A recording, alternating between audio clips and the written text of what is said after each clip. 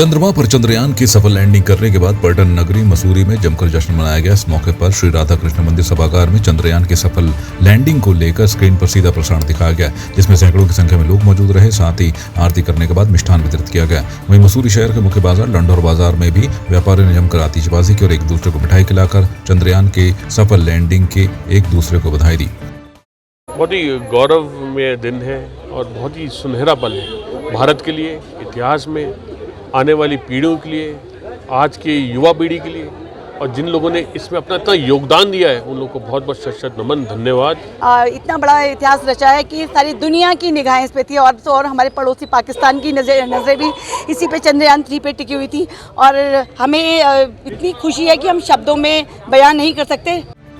एक और लगातार हो रही बारिश से प्रदेश में हाई अलर्ट घोषित हो रखा है। वहीं पेरीनाग तहसील मुख्यालय से 8 किलोमीटर दूर उड़ियारी बैंड कस्बा क्षेत्र बरसात के मौसम में भी पीने के पानी को लेकर परेशान है। उड़ियारी बैंड कस्बा क्षेत्र के व्यापारियों ने पूर्व निर्धारित कार्यक्रम के तहत दिन भर दुकानें बंद रखकर विरोध जताया। वहीं ग्रामीण महिलाओं ने सड़कों में उतरकर सरकार के खिलाफ जमकर नारेबाजी और प्रदर्शन किया। महिलाओं ने कहा, एक और जल जीवन मिशन योजना से हर किसी के घर पानी पहुँचाने का कार्य किया जा रहा है। वहीं उड़ियारी बैंड क्षेत्र के लोगों को पानी से वंचित किया हुआ है।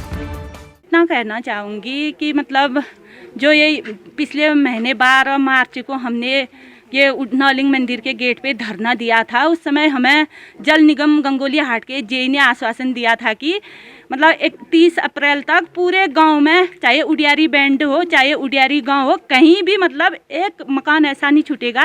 जल जीवन मिशन के संस्थानों से यही कहना है, 12 मार्च को जब हमने नौलिंग मंदिर में धरना दिया था तब 15 मार्च को एसडीएम, जेई और एई आकर हमें लिखित आश्वासन देकर गए थे कि आपके हर घर में, हर गांव में, चाहे उड़ियारी बैंड हो चाहे लटवानी हो, पूरे जगह पर कहते पानी 1 महीने पर पहुंच जाएगा। अभी 4 महीने हो गए, अभी तक किसी भी क्षेत्र में अच्छे से पाइपलाइनें नहीं बिछाई गई है, पानी नहीं दिया गया है। कुमाऊं के सभी क्षेत्रों में इन दिनों सातु आठू पर्व की धूम मची हुई है। 8 दिनों तक चलने वाले आठू पर्व को हर्षोल्लास के साथ मनाया जाता है। बोगाड़ गांव में ये पर्व पारंपरिक रूप से मनाया जाता है। इस मौके पर गांव में विशेष तौर पर इस पर्व को मनाया जाता है, जिसमें बच्चों से लेकर बुजुर्गों तक काफी उत्साह देखने को मिलता है। ग्रामीण महिलाएं और पुरुष मिलकर झोड़ा चांचरी का सुंदर गायन करते हुए नृत्य करते हैं, जिसका सभी ग्रामीण लुत्फ उठाते हैं। मंडल मुख्यालय पौड़ी में पौड़ी श्रीनगर राष्ट्रीय राजमार्ग पर अतिक्रमण के खिलाफ बारिश के मौसम के बीच एनएच का जेसीबी गरीबों के जुगाड़ खोखों पर आपदा बनकर गरज उठा, जिसके तहत जेसीबी के माध्यम से 34 खोखों को जमींदोज किया गया। हालांकि अतिक्रमण हटाने की कार्रवाई शुरू करने से पहले कुछ लोगों ने अतिक्रमण को स्वयं ही हटाना शुरू कर दिया था, लेकिन इस दौरान कुछ महिला व्यवसायियों ने जेसीबी के आगे खड़े होकर विरोध जताया। कुल 34 दुकानें थी और इन 34 दुकानों को पूर्व में 2 बार नोटिस दिया गया था और परसों भी यहाँ पे कार्रवाई करने के लिए प्रशासन की टीम आई थी, लेकिन सामान हटाने के लिए लोगों को 2 दिन का समय डीएम सर ने दिया था। तो आज भी 2 दिन की अवधि समाप्त हो गई है। तो आज स्थानीय प्रशासन एसडीएम साहब के नेतृत्व में और पुलिस में एसएचओ साहब है और एनएच के अधिकारी और नगर पालिका प्रशासन द्वारा इस अतिक्रमण को आज हटाया जा रहा है।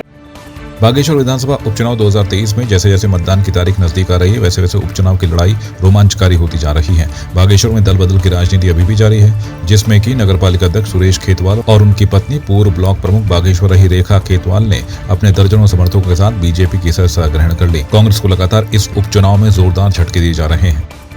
सुरेश भाई, रेखा दीदी, मीना जी, सबका, उनके समस्त समर्थकों का बहुत बहुत धन्यवाद करता हूँ और मैं उनका बहुत बहुत धन्यवाद करूँगा सुरेश भाई का और उनकी समस्त टीम का कि उन्होंने मेरी बात को माना और आज उन्होंने भारतीय जनता पार्टी ज्वाइन करी। बहुत निश्चित ही बहुत बड़ा फर्क पड़ेगा हमारे नगर क्षेत्र। आश्वस्त करता हूँ कि माननीय देश के यशस्वी प्रधानमंत्री नरेंद्र भाई मोदी जी के कारण और उत्तराखंड के यशस्वी मुख्यमंत्री माननीय पुष्कर सिंह धामी जी के विकास के कारण लोग भारतीय जनता पार्टी में जुड़ रहे हैं। कि यहाँ के जो चेयरमैन हैं सुरेश खेतवाल जी, उनकी धर्मपत्नी जो पूर्व में ब्लॉक प्रमुख रही और उनके साथ सैकड़ों लोगों ने भारतीय जनता पार्टी की सदस्यता ली है। और मैं कह सकता हूं कि इस प्रदेश के यशस्वी मुख्यमंत्री जी द्वारा जो लगातार इस प्रदेश के हित में काम करे जा रहे हैं और देश के यशस्वी प्रधानमंत्री द्वारा जो इस देश के हित में काम करे जा रहे हैं, उन्हीं कार्यों से प्रभावित होकर बहुत सारे लोगों ने आज भारतीय जनता पार्टी की सदस्यता ग्रहण करी है। पिथौरागढ़ जिले के देवलथल तहसील में गौरा देवी का हुआ आगमन। देवस्थल के तहसील के कस्बे में स्थित मां भगवती मंदिर में गौरा का आगमन हो गया है। क्षेत्र के सामाजिक कार्यकर्ता सुरेंद्र सिंह बसेड़ा ने जानकारी देते हुए बताया कि भगवती मंदिर में स्थानीय महिलाओं ने पारंपरिक गीत और भजन प्रस्तुत किए और इस दौरान सभी ने मां गौरा की पूजा अर्चना पूरे विधि विधान के साथ की। देहरादून यमुना कॉलोनी स्थित शासकीय आवास पर आगामी 29 अगस्त को होने वाले राष्ट्रीय खेल दिवस की तैयारियों को लेकर खेल विभाग के विभागीय अधिकारियों के साथ खेल मंत्री रेखा आर्या ने समीक्षा बैठक की। बैठक में खेल मंत्री ने विभागीय अधिकारियों को अहम दिशा निर्देश दिए। देखिए, आज खेल विभाग की बैठक ली थी। बैठक का उद्देश्य आगामी 29 अगस्त को जो राष्ट्रीय खेल दिवस है, जो मेजर ध्यानचंद जी के जन्म दिवस पर हम सब लोग मनाते हैं, उसकी तैयारी बैठक थी कि आखिरकार उसमें हम लोगों ने अभी तक में क्या क्या तैयारी कर ली है। तो विभाग के संग बैठते हुए मैं समझती हूँ कि 29 अगस्त की संपूर्ण तैयारी विभाग ने कर ली है और एक हम नई योजना की शुरुआत भी माननीय मुख्यमंत्री जी के कर कमलों से उस दिन हम लोग करने जा रहे हैं, जिसमें हम लोग 14 वर्ष से लेकर 23 वर्ष तक के बच्चों को जो है खेल प्रोत्साहन राशि से जो है आच्छादित करने वाले हैं।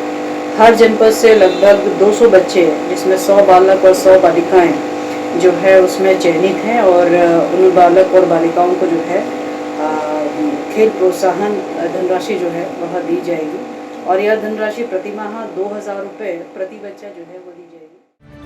बीजेपी ने रक्षाबंधन से पहले मुख्यमंत्री सशक्त बहना उत्सव योजना के तोहफे का स्वागत करते हुए मातृशक्ति सशक्तिकरण के लिए महत्वपूर्ण बताया है। बीजेपी की महिला मोर्चा प्रदेश अध्यक्ष आशा नौटियाल ने बयान जारी करते हुए इस योजना की घोषणा के लिए मुख्यमंत्री पुष्कर सिंह धामी का आभार व्यक्त किया। उन्होंने कहा कि इससे पहले ही बीजेपी सरकार महिलाओं के उत्थान के लिए अनेकों योजनाएं संचालित कर रही है।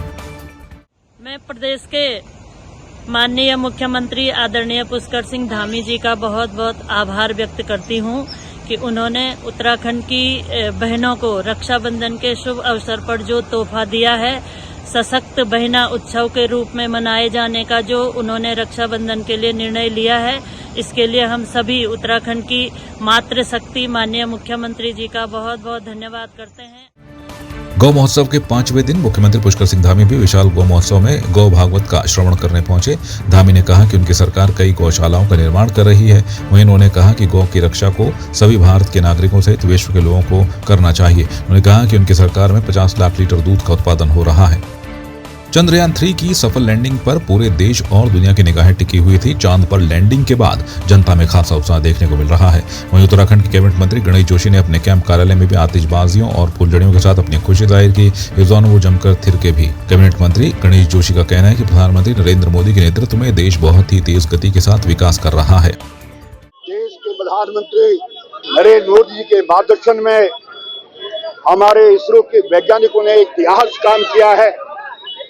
दक्षिणी ध्रुव पर आज चंद्रयान 3 को उतारकर सफलता भारत ने पाई है, इसका श्रेय जाता है तो देश के प्रधानमंत्री नरेंद्र मोदी जी को जाता है।